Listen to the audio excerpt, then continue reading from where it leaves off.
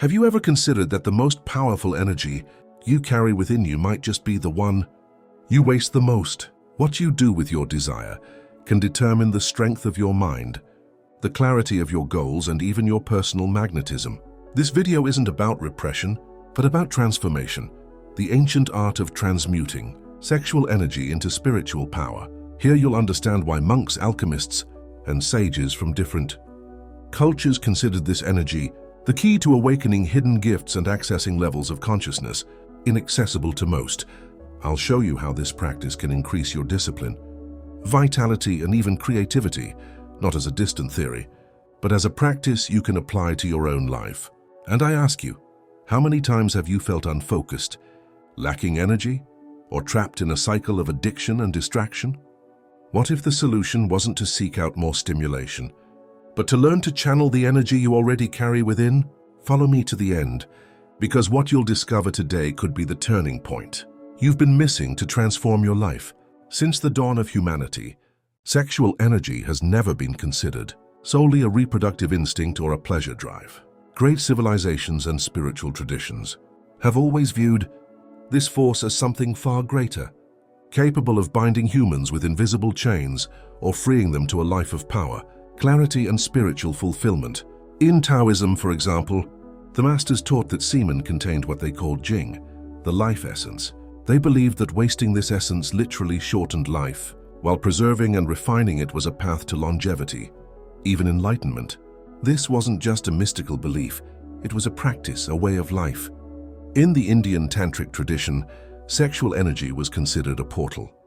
It wasn't about denying desire, but rather about redirecting it, elevating it from body to mind, from spirit to soul.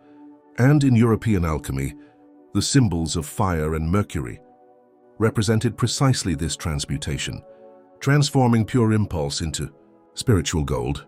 Now compare this to what we see today. Modern society has completely commoditized this energy.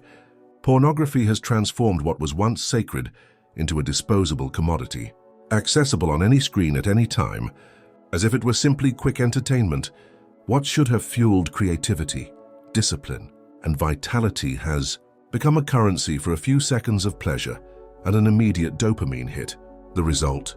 Millions of people are exhausted, anxious, unfocused, and lacking energy, as if they were always missing something. And here's the point no one wants to face. What you feel after surrendering to this cycle isn't liberation, but exhaustion. It's as if you've given up a part of your life force in exchange for nothing. Have you noticed how shortly afterward, heaviness, lack of clarity, and a sense of exhaustion appear? This is the invisible price. And this is precisely what the ancient traditions sought to warn us against. Wasting this energy carries considerable risks. But there's something even more disturbing. Think about it. If cultures thousands of miles apart with no direct connection all spoke of the same thing, sexual energy, as the key to life, is that just a coincidence? Or is there a universal truth that the modern world prefers to ignore? And then comes the question that can change everything. What would happen if you stopped wasting it? What would happen to your mind, body, and soul if you channeled this energy instead of wasting it? Imagine more natural discipline, a more dynamic awakening, easier creativity, and a magnetic presence. This is what the masters call inner alchemy. But look at how the cycle works. The more you waste, the more you get trapped by the desire to waste again. It's as if sexual energy, misused, becomes an addiction that silently drains your strength. This is why so many men today live in a state of constant fatigue without understanding the cause. It's not just a lack of sleep or work-related stress. It's an internal, invisible drain of what should be your source of energy. And here I come back to the original point. What was once considered sacred is now treated as mundane. What was once treasured like gold is now discarded as if it had no value. But the question remains, what would happen if we stopped wasting? What would happen if, instead of being guided by instinct, we learned to harness that force and redirect it? This is the real mystery. Sexual energy is not just about sex, it's about life. It's about focus. It's about spirituality. It's about becoming someone who doesn't crawl through the world, but moves through it with clarity and power. And what's most intriguing is that those who embark on this path claim it's not just about abstinence. but about transmutation. It's about taking the flame of desire and turning it into a torch that illuminates every aspect of life. It's the key that's been forgotten, ridiculed, erased, but that has never ceased to exist. Now I ask you, do you really believe that this power exists by chance? Or have you always had within you the most powerful tool to transform your reality, without ever having learned how to use it? In the next section, I'll show you how modern science and the psychology of masters like Carl Jung and Freud confirm what these ancients already knew. But in the meantime, consider this. How many more times will you waste your energy before you realize that this is the missing key to completely transforming your life? When we talk about sexual energy, many still consider it something limited to the body, a primitive instinct that must be released to avoid tension. But in reality, modern science and depth, psychology have demonstrated that this energy is not only physical. In fact, it is an invisible engine that fuels emotions, thoughts, and behaviors. And the more we understand this, the more we realize that it is not a matter of denying our nature, but of learning to master it. Sigmund Freud was one of the first to place this force at the heart of his theory. For him, the sexual drive, what he called the libido, was at the origin of a large part of our motivations, our decisions, and even our blockages. Libido, according to him, was not just about sex, but about vital energy, an energy that could be directed towards creation, art, science, and progress. Carl Jung, his disciple and later critic, went even further. Jung believed that sexual energy had a spiritual dimension.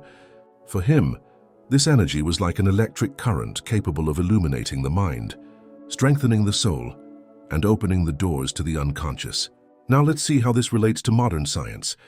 We now know that quick pleasure, such as that offered by pornography or compulsive masturbation, releases massive doses of dopamine. This neurotransmitter is the same one that gives us a sense of reward when we accomplish something important. But when we artificially and constantly stimulate it, we create a cycle of addiction. The brain needs more and more stimulation to feel the same pleasure. The result is devastating: loss of concentration, decreased motivation, constant anxiety, and an inability to focus on long-term projects. Now imagine the opposite. Imagine what happens when you harness that energy instead of wasting it. Your body gains vitality, your mind clears, and your confidence grows. Science calls this neurochemical energy redirection.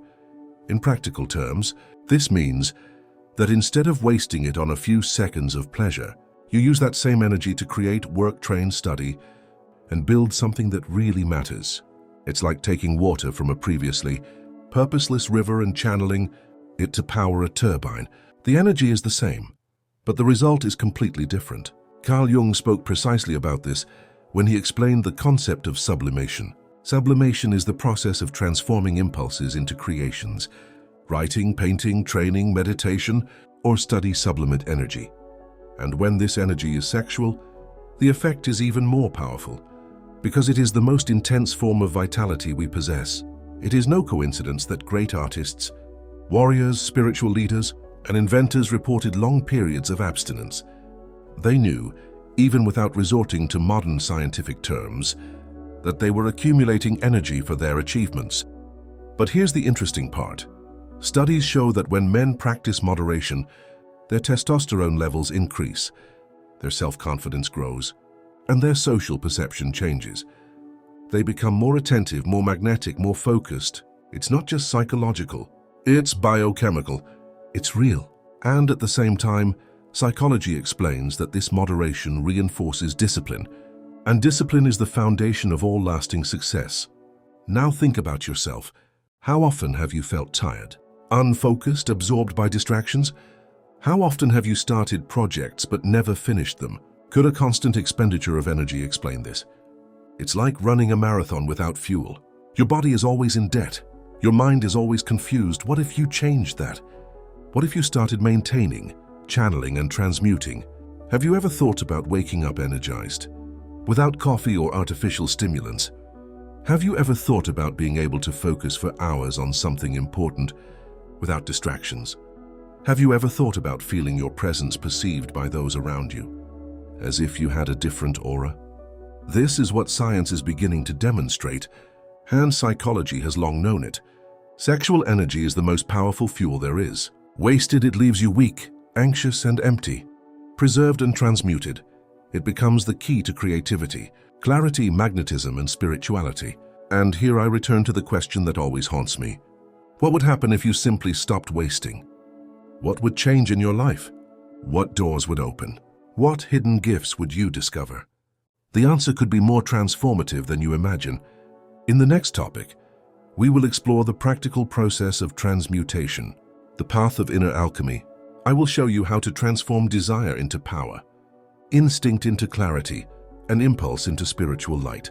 But first, remember this: science now confirms what the ancients knew. And the decision to use or waste this energy always has been and always will be in your hands. Now that you understand that sexual energy is not just a physical drive, but a life fuel, the big question arises: how do you transform this pure instinct into spiritual power? How do you transform this seemingly uncontrollable desire into something that strengthens your mind, soul, and life? This is where the idea of transmutation comes into play, a concept that permeates religions, spiritual traditions, and even modern practices of self-mastery. Transmutation is not repression. It is not about pretending that desire doesn't exist or trying to stifle this force. That would be like holding back a compressed spring. At some point it will escape. True inner alchemy is just the opposite. It is about recognizing the power of this energy and learning to channel it. It is like taking an uncontrolled fire and transforming it into a candle flame, which illuminates without destroying.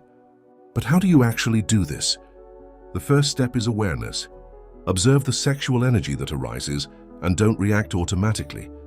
Normally, instinct leads us directly to immediate relief, but the practice of transmutation begins as soon as you decide to observe. Breathe deeply. Feel the energy flowing through your body. This simple shift opens a space between you and the urge. The second step is breathing. Eastern traditions have always associated breathing with sexual energy. By breathing deeply and consciously, one can redirect the energy concentrated in the lower body to higher levels. This is why Taoist monks, tantric practitioners, and even ancient warriors used breathing techniques to transform desire into vitality.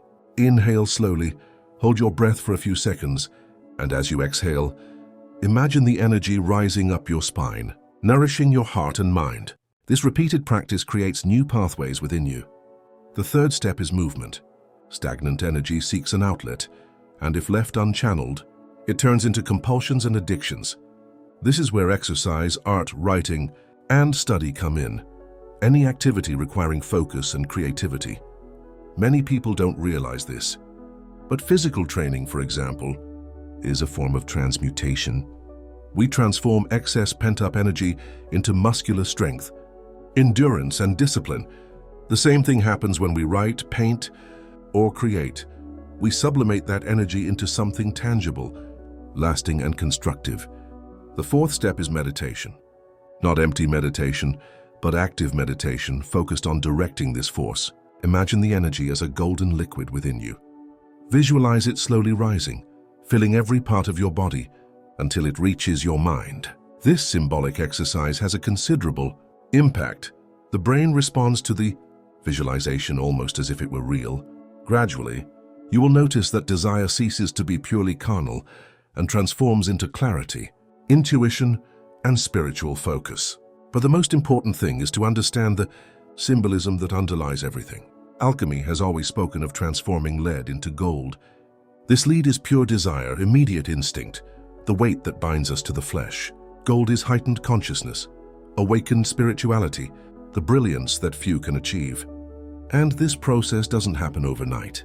It's a constant practice, a discipline that shapes character and strengthens the spirit. Now think with me.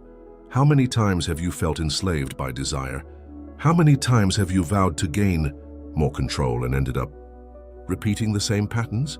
Transmutation is the solution to breaking out of this cycle. When you learn to direct this energy, it ceases to be your enemy and becomes your greatest ally. And that's precisely when you begin to feel something different. More vitality, more clarity, more magnetism. People notice it, even without understanding why. It's as if your presence changes, as if an invisible force is accompanying you. But I want to emphasize this. There are no shortcuts. There is no magic formula. The process requires practice, discipline, and patience. And every small victory, every moment you choose to transform rather than waste, strengthens your inner strength. Little by little, you realize that you are no longer ruled by instinct, but that you are ruling yourself. And that is the greatest victory a human being can achieve. Now imagine what would happen if millions of people did this. If, instead of living trapped in addiction, they learned to transform that strength into creativity, discipline, and spirituality, the world would be completely different. And you can be part of that change, starting with yourself. We have reached the most fascinating point of this journey. So far, we have discussed the true meaning of sexual energy, its sacred nature in ancient cultures, how science confirms its vitality, and the practical processes of transmutation. But the big question remains: what happens when this force is truly harnessed? What is the promise of forbidden alchemy?